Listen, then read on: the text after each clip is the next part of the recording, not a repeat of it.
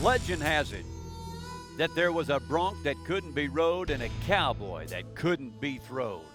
In 2014, we're about to find out if the legend is true.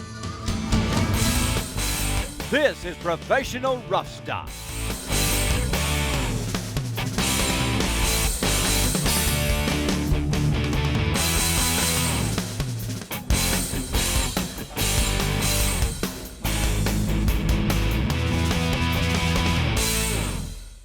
Hello everybody, I'm Justin McKee, welcoming you to the 2014 Professional Rough Stock Season Preview. Tonight, we'll highlight what's new with the Professional Rough Stock for 2014, and we'll look back at the 2013 season and hear from the reigning champions, Justin McDaniel, Court Shear, and McKenna Wimberly. Then, we'll highlight some of the wildest rides you've ever seen from this past season. Later on, we will answer some of the viewer mail about your questions concerning the Professional Rough Stock Series. Finally, we'll meet the PRS's $1 Million Man, the man who won the American in bareback riding, who, by the way, just happens to be named Rich Champion. Well, let's begin with Spud Whitman. For those of you who don't know, Spud is the president of the Pro Rough Stock, and for the folks who haven't been watching here on RFD, what is the Professional Rough Stock all about? Well, what it's all about is all along we thought if we took the bareback, the saddle bronc, the bull ride, put them in one playing field, grow a fan base. You know, they're like any other professional sport, like football or whatever. They only step on the field so many times out of the year.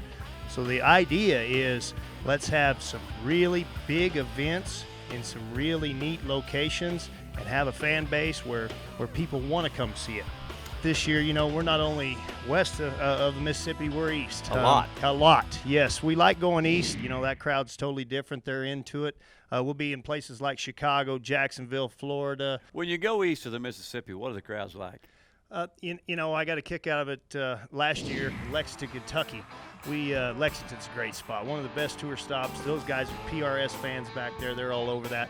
You just got through the pyro, the bombs, and they've introduced all the riders and stuff, and you went through that. They introduced the pickup, man. They go hog wild back there. They get ramped up over it. So, man, it's off the charts back here. They eat that up. What about some other things that might be new for 2014? Big thing is point standings. You know, in the past, it's all been on money won. That determines the world champion. This year, it'll be all off points. We did away with the mark-out rule. All the guys voted on it. They decided on it. You know, if you don't have your ride set up like we always talk when we're talking about it, when you leave there, you're going to be behind. You're going to be behind. Your score's going to show it anyway. Stay close with us, because when we come back, we'll look at the highlights from 2013, and later on, we'll head to Central Texas to visit the wonderful folks at Tres Rios Silver, who make those gorgeous PRS championship buckles. It's all straight ahead as the 2014 PRS Preview Special continues. Welcome back. We're at the Rushmore Plaza Civic Center in Rapid City, where the 2014 PRS World Championships will be held this November. It was just a few short months ago that we crowned the 2013 champions right here in the Barnett Arena at the Civic Center. In bareback riding, Justin McDaniel of Orem, Oklahoma, went from third to first place to claim his first PRS world title. After a slow start in the opening round of the finals, he put together two impressive rides to seal the title. That included an 89-point ride on Painted Pony's Shanna's Delight in the Wrangler Championship Showdown round. McDaniel edged out Josie Young by less than 2,500 to claim the buckle. This came after Josie Young had led the world standings for much of the season. I'm kind of on cloud nine. It's been a while since I've won a big one like this. I had the horse that I wanted to have in this in the four-man here. I knew I had a chance to win an honor. I'm just so thankful, praise God. In bull riding, McKenna Wimberly came into the finals with a sizable lead. And after an opening round qualified ride on Sutton's Rodeo's Crank That, he then bucked off Flying V's Crazy Town in the semifinals and did not make the Final Four championship round. That left the door open for Willis Trosclair, who could not cover New Frontiers Swede in the championship round. And as a result, Wimberly won his first title by less than $2,000 over Trosclair. I'd love to win back-to-back world titles, and especially back-to-back PRS world titles. I love the PRS. It's a cowboy association, and I'm proud to be a part of it. In saddle bronc riding, it was even closer. This was a battle between J.J. Elsher and Court Shear. Strong finish in the last 2 regular season events saw Shear take a narrow lead heading into the finals. After the first round, J.J. closed the gap with an outstanding ride on Birch Rodeo's Kickin' Peanuts. Going into the semifinal round, less than $5 separated the leaders. Then, while trying to qualify for the final 4 round, Shining Mountain of Sankey Rodeo was the horse as J.J. got into the fence and bucked off. And after that, Shear wrapped up the title with an 87-point ride on Lipstick and Whiskey of Powder River Rodeo Company. Well, right now we have with us our behind-the-scenes reporter, Kelly Timmerman, and our shoot boss, Scott Reeder. And guys, I want to talk about some of the highlights for 2013 before we move on. And Kelly, I'll start with you. What stands out about last season? Bareback Horse of the Year, Shayna's Delight from Paint and Podium, matched up with our PRS 2013 World Champion Bareback rider, J-Mac, Justin McDaniels, Toledo, Ohio. This horse came around, circled right in front of me. I was standing in the arena, and I don't know if I've ever seen a ranker trip with a bareback horse and barely make the whistle and still be 88 points or 89 points. I know it's hard to narrow it down to just 1 or 2 thoughts, but Scott, what jumps out at you? One of them that really sticks in my mind was in Belle-Fourche with Chuck Schmidt and Chuckulator. He jumps out, he's 91 points. Well, and the lead-in coming into lead-in, yeah. That's his namesake. And when Sutton's cracked that young stud out, he just drilled Chuck into the ground, and so they thought, well, that's him. That's And not only Chuckulator. that was his 4th time on that horse, and he had never ridden him prior to that. I shouldn't call this a highlight. The biggest memory that I have was in Tulsa when Wynn Ratliff got hung up to a horse that was one of the most extraordinary wrecks I've ever seen. Right, and he started that horse outstanding and just got a little bit behind him, throwed him over the front end, and being down there where we're at and seeing it at that level, we knew he was in trouble right away, and we knew we had to give him a hand. And you guys did. Did you see Reeder run in there and save him? I was gonna he say- saved him. I didn't know if he was knocked out or what, but I'm carrying him back to the chute, and I look down, and he's looking up at me. I'm like, Lynn, do you want to walk? Yeah, sure, I'll go. So I set him down. That's amazing. Tough that he, guy right Amazing, there. he was all right. Really tough guy. Yeah. Eric Wolford had a heck of a time with this one certain horse, too. With Sunflower's the name of this horse. Backdoored him, nearly identical, almost the same time both times. The poor kid. And there's nobody tougher than nails than that guy right there. Well, speaking of bareback riding, when we come back, you'll meet the Professional Rough Stock Series $1 Million Man. Richmond champion qualified through the PRS Series for the American. He beat the top 10 in the world and got the richest prize in rodeo history. We'll get to know him a little better, and we'll answer some of your viewer email when we come back.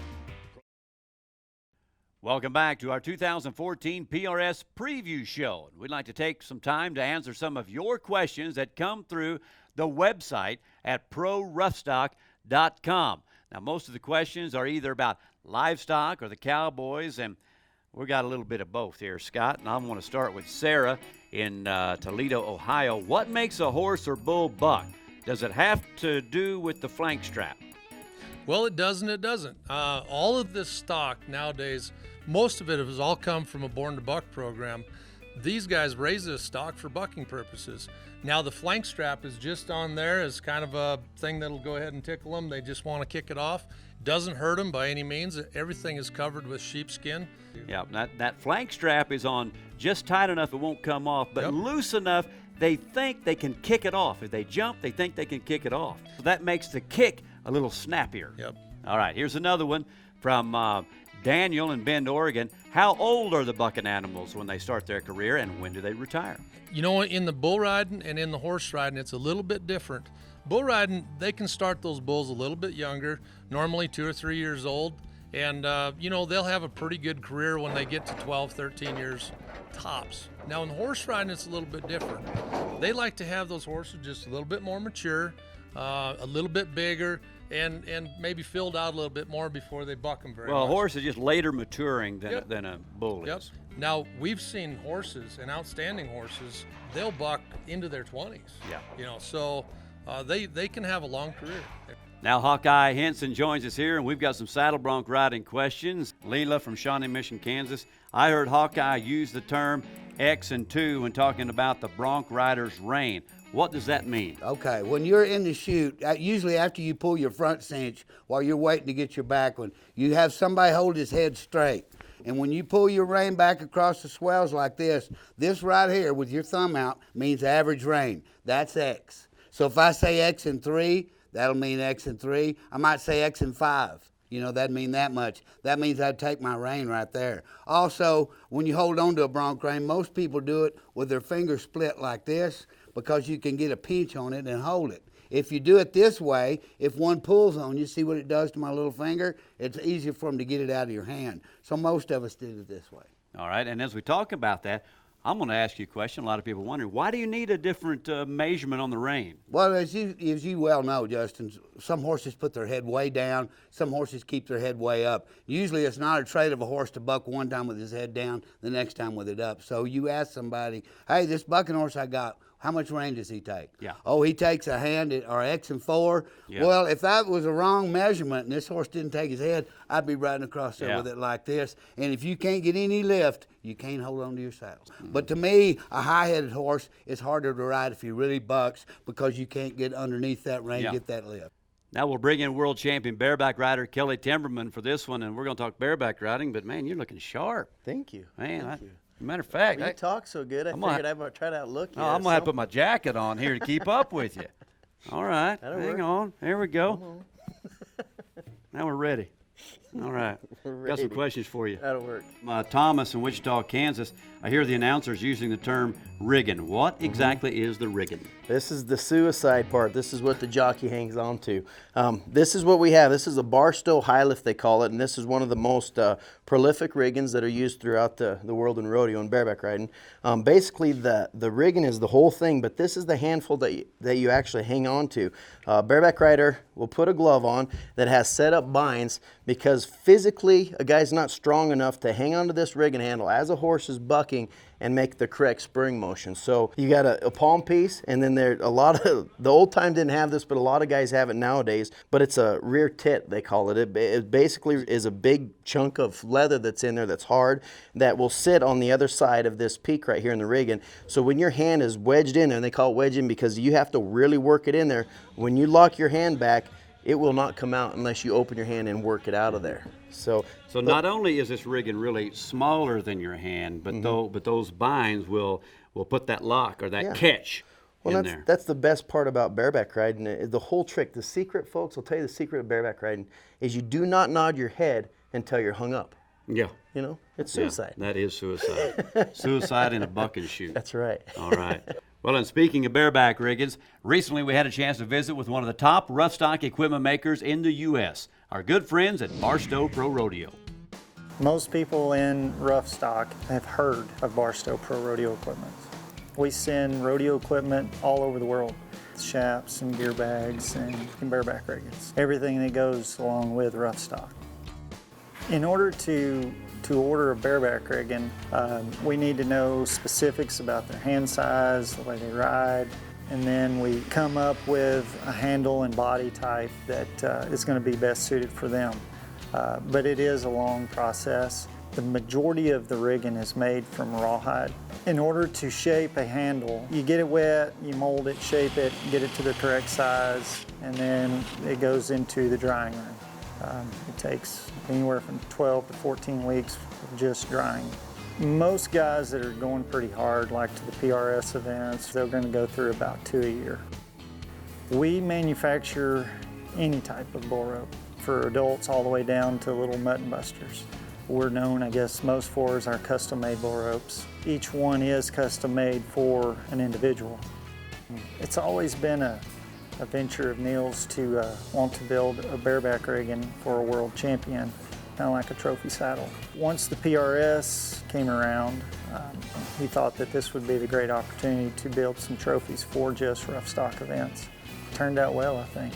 And Neil's always been a stickler for quality, and he's kind of instilled that into me, and then we have passed it along and tried to instill it into all of our employees to build the best quality rodeo equipment that we can. Brent and Neil Barstow have been some of the best influences in my rodeo career, some of the greatest friends that I have, and guys going down the road. pretty much don't ride with anything besides Barstow, and they make the best. Thank you for all of your questions. We'll try to answer a few more online at ProRoughStock.com as the season goes on. When we come back, we'll meet Pro Rough Stock's $1 Million Man, and then we'll go behind the scenes where they make the gorgeous PRS Championship buckle. Welcome back to our 2014 PRS preseason program. A gold buckle is the icon of success in the PRS Cowboys' life. And when it comes to creating the ultimate championship buckle, our friends at Tres Rios Silver are setting the standard. We recently visited with Brett Tatum and his crew at their shop in Llano, Texas. Tres Rios Silver was started in 1997 by my mom, Vicki Christensen. My family's been in the buckle industry, I think, since 1982. My aunt and uncle used to own a buckle company called Championship Buckles, and they really are the ones that got us into it. I started building and learning about buckle building from Brett's aunt and uncle. So I kind of learned the business inside out. And Tres Rios was founded out of a need for the customer to be able to afford a quality handmade buckle. And I think that is definitely the key, is that we keep it affordable, but yet it's quality. There's not one buckle that is exactly the same. Everything that we do is completely hand cut, so it's artwork. We believed if we could build a real classy looking buckle that it's going to be popular forever. There's 5 designers in here in the office, and we all design just a little bit different, and I think that's what keeps so many different options for our customers to come back to. You can do only so much by hand and so much by computer, so I put both of them together and taught myself how to run the Xara program. Truly, first and foremost, we are a custom trophy buckle company, but we are also a lot of custom awards too. Custom head stalls with concho sets on them. We do breast collars. We do a lot of awards. Today in general, we're doing some awards for the Texas Junior High School Rodeo Association Region 10. For the PRS, I just kind of think of a truly different, unique design for every event. I like to change the designs of the buckles for each and every event, so the guys, the repeat winners, have something different. I try to completely change the design. One week it might be a smaller, rectangular, old school looking buckle, and then the next week it might be a larger, square type. Most gratifying to us is when we get to see people wearing our buckles at different events, and we got to see a few PRS buckles last week in the event that we were attending, and I just thought that was really cool that the people are liking them and they're wearing them, and that really means something to us. It's unbelievable to know that our name, you know, they wear it around and it's what we've made for them, and they're actually wearing it. It's an honor, and it's something pretty special for us. We sure are very proud to be part of it. We truly enjoy it. Me and Pecos, my son, we can't wait for it to come on Friday nights when we're home. Our involvement with Pro Rough Stock means a lot to us. It's a huge part of who Tres Rios is, and we're honored and just so happy to be part of it. Speaking of the gold standard, the PRS was the official sanctioning organization for bareback and saddle bronc qualifiers to RFD TV's The American. At $2 million, it was the world's richest one-day rodeo, and one of the PRS qualifiers saw his dream of winning $1 million come true. Richmond champion, who qualified in Gillette, Wyoming, defeated the world's top 10 riders and went on to become the first and only $1 million winner at the American. Being with the Pro Rough Stock deal and going through their qualifier system was an awesome experience, and it made me want to come to these events. You know, it's a great deal. The way you guys run it and the way it's handled is great for the Cowboys. It's great for the sport, and I would really want to be a part of it. Walking into that stadium the day of the American gave me chills. It's hard to describe.